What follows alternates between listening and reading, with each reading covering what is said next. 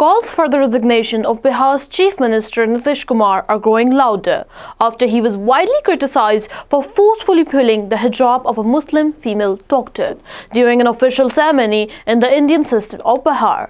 According to Kashmir media service, opposition parties they strongly condemned the incident, terming it as an act of humiliation, misogyny and a violation of the constitutional rights of the Muslim women.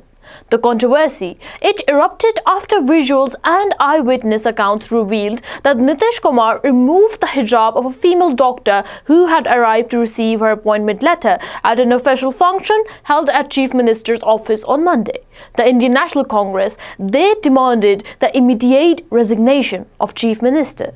In a statement posted on X, the party stated, "This is Bihar Chief Minister Nitish Kumar and look at his shameful conduct. A female doctor came to receive her appointment letter and he forcefully removed her hijab.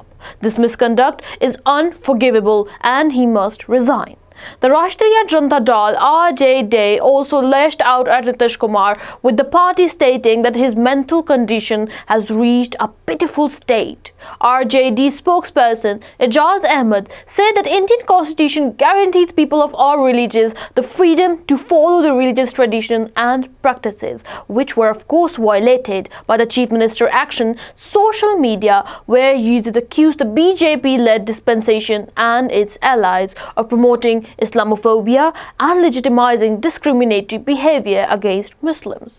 Critics they further pointed out this was not the first time Nitish Kumar had been embroiled in controversy, recalling earlier incidents that had offended religious sentiments and raised concern about his conduct.